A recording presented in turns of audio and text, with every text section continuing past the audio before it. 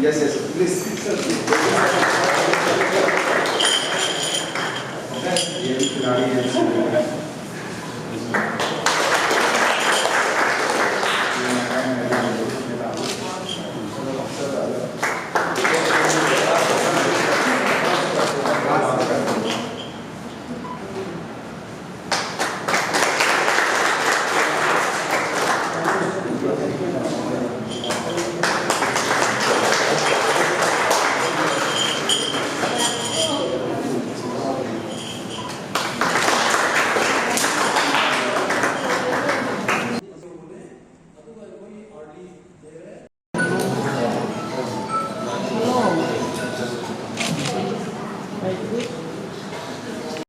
Devi, I handak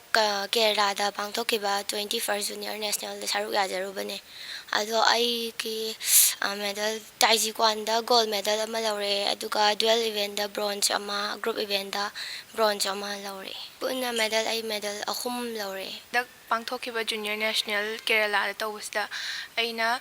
gold medal ahum nankwan nandaw nangunda aduga dual ga group event ga dana bronze ani laujare puna medal manga laujare.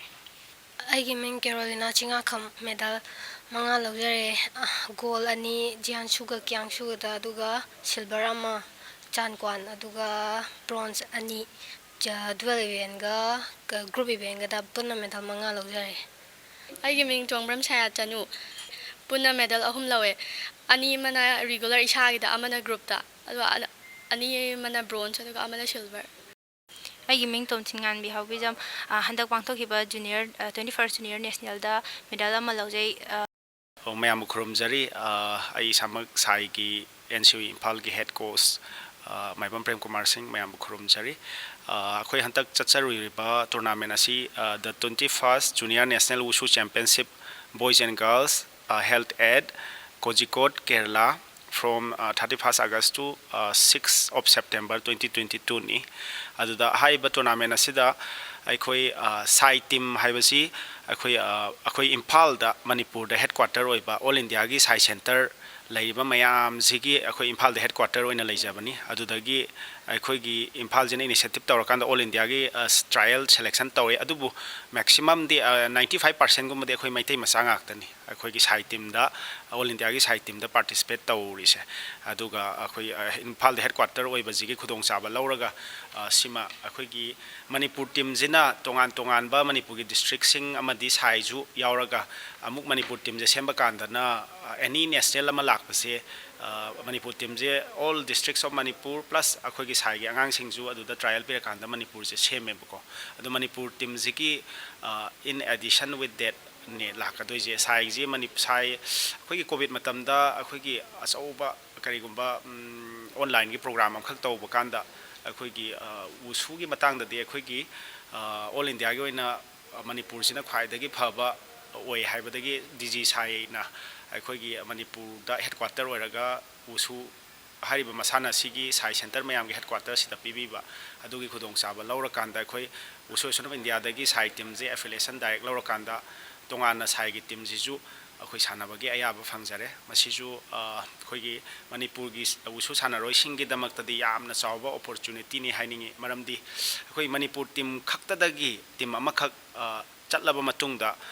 khitang afaba haifet manaba ani suba ahum suba tahawbasingdu hanadi thokpa ngamamdabani adubu sai gi team si tongana affiliation phangbadagi akhoi tonganba fast natraga fast ka manarap leina second natraga third tahawba angang dusu khoi sai team dagi dum thokpagi akhoi khudong saba se hojik phange maram sina akhoi gi chathagriba tournament asida overall se akhoi Manipur team na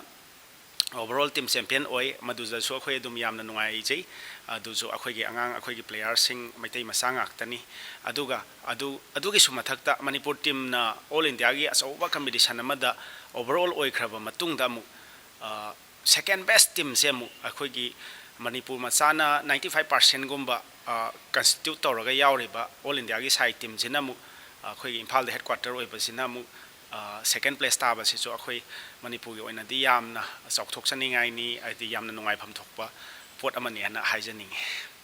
organization kharada ani thokpa sumaina tawna dana khana dana leibasi satra jingdadi amadi akhoi gumba satra semjariba oja jingdadi aduki mati kok sikpa thabak amadi oi sigumba si akhoi Manipur association ju sahi manga muk sore akhoi misang khomna dana adum asumba aranbadu khangagaju khangkhangna adum misang khomna raga adum asumba do kupsan na bahona ba natraga aranba do yokhan na bahona anyway ai oja moina yam haidraga ju sumaina karigumba khara thoktana angang jingjida tangta da ba ma leidana trial phawbada date 29 da satkada ba trial du date 28 da trial tawi hasugumba sai na ba mayam sina maram moraga adu khudakta ticket ka kai arrangement tawbusi adu kimatik paisa ju hena changba khotpa oi adu angang jingdu da ju hayeng hangche chatkadaba dubo confirm tadragadi moigi sanabagi atopa tension ju mayam amane ba akhoi gi sanaram daida angang jingje aduki matik highly tension oeba adugi adudamu extra tension lama association khatna bajina maram oraga pibaji yam laibak thibani haijaningi aduga akhoi Manipuri sports sida khoi gi usuji jo asauba role ama lawjaribani haina ai haijaningi aduga national games to oiro karigumba Asian games to oiro usu players sing adum 2006 ki Asian Games tagi hauraga khoi continue akhoi gi Indian wushu team na maru oina Manipur macha sing leptana Asian Games medal dum piri aduga future Olympic Games 2026 ki youth Olympic Games ta su akhoi happy rabani aduga future atopa Olympic Games sing da usu je yaurokpa kanda dum ahanba medal pibaje maitai masana oina na ba akhoi asa kana tawri kana honajari adubu Manipur gi association manung jida India gi oina hojik akhoi ngasi overall na Manipur team na tare the second best team duna amuk Manipur masana 95% gomba oiba akhoi gi side team sina tare si sida dum akhoi gi usu haiba masana sida Manipur masa singi potential je adum lei haiba si masina ta abani haiba aduga akhoi gi ani Olympic ta oiraga ju ahanba medal pi doise akhoi maitai masana oigani haiba adu ahanba first Arjun awardee adagi first Asian Games medalist akhoi maitai masang aktani aduga akhoi Arjun awardee mari thokre India gi first second third fourth adu ahum suba bawdi maitai masang aktani haiba aduga association gi khanna chaina baje leitragadi yamna atopa level amada world championship khuding makta khoi India team je mari suba ahum suba natraga top 5 ki manung de dum salleba adubu world gi best team haragadi Iran China Russia sugumba je akhoi thengnaba yarabani haba moi hek mathangda akhoi leiribane ba aduga adum top 5 ta dum leiba haibasi top 1 ta badu yam laptrabani ado Manipur gi sugumba yamna pikpa akhoi gi kari haitare khitang thamoi piksan ba aina leader oidragadi kaina yade haina haibagi mawongda adum anam kandana khanaraga leibasi yamna khitang ikaiba khangaga tok hanjaningi aduga yam genuine oiba neutral oiba kari haitare khajikitang usu phajana saingak piba ngamba haitare ngaklo piba ngamba kanagumba puksel sawba singna thokpiraktana akhoi usu je phajana administration tawbiu aduduga isa isa gi yam personal interest da khanariba kangbu singdo yam angang singi khallaga tokpiu haijaningi de akhoi gi Manipur je powerhouse of sports hairaga ju HENNA oibe yai maramdi Indian government na khoi powerhouse ni haidana India pumana khoi regard tawbirini adubu Olympic matamdadi khoi hantak isal mirabai na silver lawraktana khoi maitai masa mayam gi mai ngak pire adubu gold di khoi Haryana masana oi adagi atopa medal kaya amazu Haryana dagi natraga atopa state sing dagi oi maruina Haryana je Olympic matamdadi medal yam puthoeba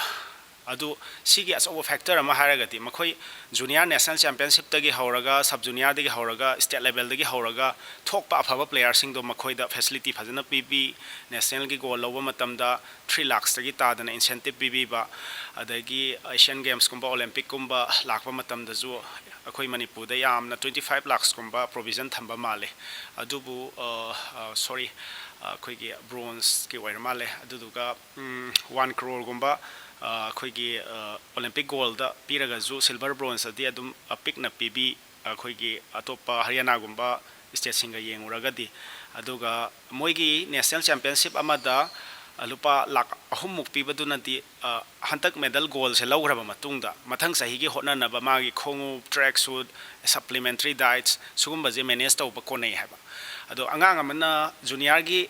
level dagi horakanda goal je lawna hona bada tha amani sanaraga yade sahi ani hum khoi intensive training tawba darkar oi madugi matungina recovery oina ba afaba diet chaba darkar oi nungti gi moina sanari ba kits to afaba set ba darkar oi khom afaba tong ba darkar oi adugumba mayam to khoi Manipur government na piriba incentive se only 5,000 to 8,000 gumba dane adu sidi amna khoi gi khom ama bo leiba kona de haba adu matam jiga di yam sana dre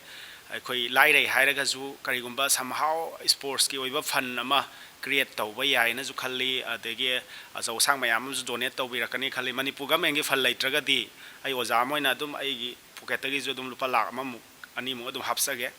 adagi mayam da ju ai public interest ta appeal tawjaningi akhoi gi Manipur player sing gi oiba karigumba fun ama thamakanda hawgalak iba ngang sing je sidaida akhoi gi goal amuk lawba matamda makhoi mathang sahi gi amuk lawba ngamnanaba natraga international lamba ngamnanaba moigi kitang financially adugumba sponsorship to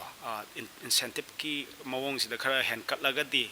hawjik thoi ba sang sida gi henna tholakane na khalle aduga Olympic yorok pa haibasidi akhoi gi atopa Manipur gi mapanda thokra kanda atopa so ba akhoi gi JSW gumba dagi atopa sai gi excellency center natraga aso ba sports ki sponsoring authority mayam amana amu akhoi angang jing je grab tawrakanda moina sembirakpa ngaktana ayambani adu